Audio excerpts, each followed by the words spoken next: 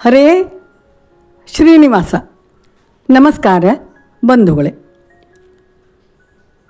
ವಟಸಾವಿತ್ರಿ ವ್ರತದ ಹಾಡು.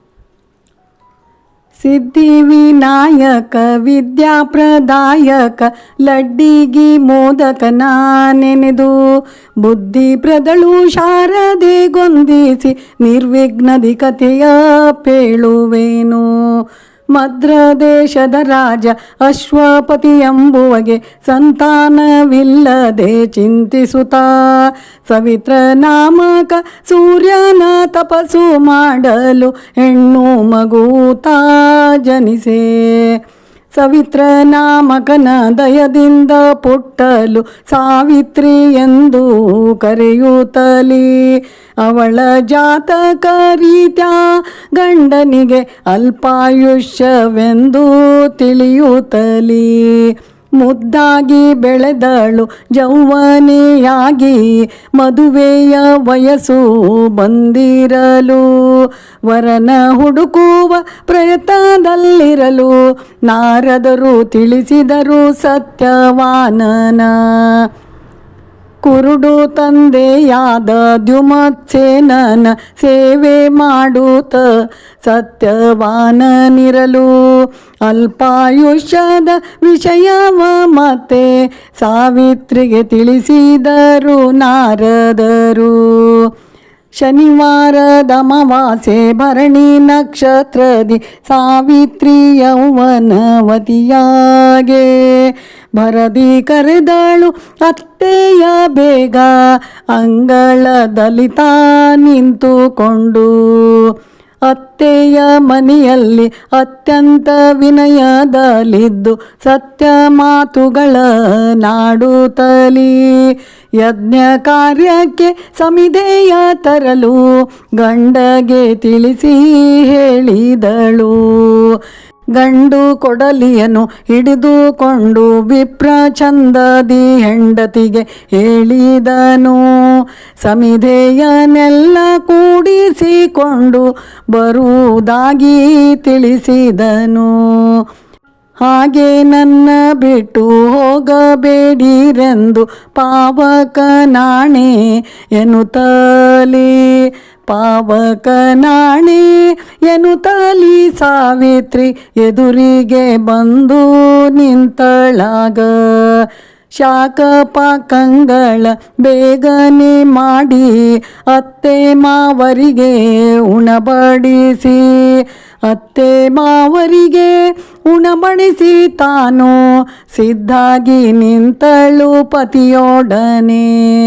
ನಿಮ್ಮ ಮಗನ ಕೂಡ ಅಡವಿಗೆ ಹೋಗುವೆನೆಂದು ಅತ್ತೆ ಮಾವರಿಗೆ ನಮಸ್ಕರಿಸಿ ಮುತ್ತಿನ ಸರಗಳ ಅವಳಾದ ಸರಗಳ ಬಿಚ್ಚಿ ತಾನಿಟ್ಟಳು ಮನೆಯೊಳಗೆ. ಕಿತ್ತಳೆ ವನಗಳಿರ ಕಸ್ತೂರಿ ಕೊಳಗಳಿರ ಒಪ್ಪದಿ ಹರಿವ ನದಿಗಳಿರ ನಿಂಬಿಯ ವನಗಳಿರ ತುಂಬಿದ ಕೊಳಗಳಿರ ನಮ್ಮ ಪತಿ ಬಂದನು ಎನ್ನುತ್ತಾ ಅರಳಿ ಹತ್ತಿ ಮರ ಆಲದ ಮರ ನೋಡು ನೇರಳೆ ನಿಂಬೆ ವನವ ನೋಡು ನೇರಳೆ ನಿಂಬೆ ವನ ನೋಡೆ ಸಾವಿತ್ರಿ ಭೋರೆಂಬ ಹರಿವ ನದಿಯ ನೋಡೆ. ಬ್ಯಾಗ ಸಮಿಧಿಯ ತರಬೇಕೆಂದು ಹತ್ತಿದ ಮರವ ಬೇಗ ತಾನು ಒಂದೊಂದು ಟೊಂಗಿಯ ಕಡಿದು ಹಾಕುತ್ತಲಿದ್ದ ಬಂದಿತು ತಲೆನೋವು ಘನವಾಗಿ. ಕಾಗೆಯು ಕೂಗಲು ತಲ್ಲಣಿಸುತ್ತ ಮನದಲ್ಲಿ ಕಾಲನೆ ಬಂದನೆಂದು ತಿಳಿದು ನಾಲಗೆ ಒಣಗೀತು ಬಾಡಿತು ಮುಖವು ಕಸಿವಿಸಿ ಆಯಿತು ಮನದಾಗೆ. ಮರವನಿಳಿದ ವಿಪ್ರ ಮಡದಿಯ ತೊಡೆ ಮೇಲೆ ಒರಗಿದ ತಲೆನೋವು ಘನವಾಗೆ. ಕಳವಳಗೊಂಡಳು ಮನದಲ್ಲಿ ತಾನು ಎಲ್ಲಿಂದೆಲ್ಲಿ ವಿಧಿ ತಂತು ಅಂಬರದ ಯಾನವನೇ ಇಳಿದನು ಯಮರಾಯ ಬಂದೋರ್ಯಾರೆಂದು ನೋಡುತ್ತಲೇ ತೊಡಿಯ ಮೇಲಿದ್ದ ಪತಿಯ ನೆಲದ ಮೇಲ್ ಮಲಗಿಸಿ ಯಮಧರ್ಮಗೆ ಬಂದು ವಂದಿಸುತ್ತ ಮುತ್ತೈದೆಯಾಗೆಂದು ಹರಸಿದ ತಾನು ಪುತ್ರರ ಪಡೆಯೆಂದು ನುಡಿದನಾಗ ನುಡಿದ ಮಾತನು ಕೇಳಿ ತಾ ಬೇಗ ಶರಗನ್ನೇ ಗಂಟು ಕಟ್ಟಿದಳು. ಖಂಡುಗ ಧಾನ್ಯವ ನೀವೇ ಸಾವಿತ್ರಿ ಉಂಬುವುದಕ್ಕೆ ಅನ್ನವ ನೀವೇ ಗಂಡನ ಪ್ರಾಣ ಒಂದನ್ನೇ ಬಿಟ್ಟು ಕೇಳೆಂದ ಯಮಧರ್ಮರಾಯ ತಾನು. ಪುತ್ರರ ಪಡಿಯೆಂದು ಹರಿಸಿದಿರೀಗ ಪತಿಯನ್ನ ನೀವು ಕರೆದೊಯ್ದರೆ ಪುತ್ರರನ್ನ ಯಾರಿಗೆ ಪಡೆಯಲಿ ಎಂದು ಕೇಳಿದಳು ಸಾವಿತ್ರಿ ಧೈರ್ಯದಿಂದ. ನಿನ್ನ ಮಾತಿಗೆ ಮೆಚ್ಚಿದೆನು ಸಾವಿತ್ರಿ ತಕ್ಕ ವರಗಳ ಕೇಳೆಂದನು.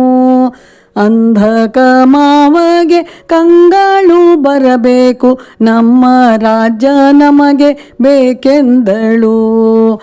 ಹೊನ್ನ ಬುಟ್ಟಿಯಲ್ಲಿ ಹಾಕಿದನು ಆಯುಷವ ಹಿಡಿಯೆಂದು ನುಡಿದನು ಯಮನಾಗ. ಭೂಮಿಯ ಮೇಲಿನ ಮನುಜರಿಗೆ ಮಾತ್ರ ದಾರಿಯ ತೋರದಿರು ಎಂದ. ನಿದ್ದೆಯಿಂದೆದ್ದಂತೆ ಎದ್ದನು ಸತ್ಯವಾನ ಇಬ್ಬರೊಂದಾಗಿ ಮನೆಗೆ ಬಂದು ದರ್ಭೆ ಸಮಿಧೆಯ ನೆಲದ ಮೇಲಿರಿಸಿದ ತಿಳಿಸಿದ ಅಡವಿಯ ಚರಿತೆಯನು. ಅತ್ತೆ ಮಾವರ ಚರಣಕ್ಕೆ ಎರಗುತ್ತ ನಿಮ್ಮ ಪುಣ್ಯದ ಫಲವೆನಲು ಕಂಗಳು ಬಂದವು ರಾಜ್ಯವು ಬಂದಿತು ಸಾವಿತ್ರಿಯ ವ್ರತದ ಮಹಿಮೆಯಂದ. ವಟವೃಕ್ಷದಡಿಯಲ್ಲಿ ಸಾವಿತ್ರಿ ದೇವರನ್ನು ಧ್ಯಾನಿಸೆ ಯಮಧರ್ಮ ಒಲಿದನೆಂದು ವಟ ಸಾವಿತ್ರಿ ಎಂದು ಹೆಸರಾಗಿ ಮುತ್ತೈದೆ ತನವ ಪಡೆದಳು.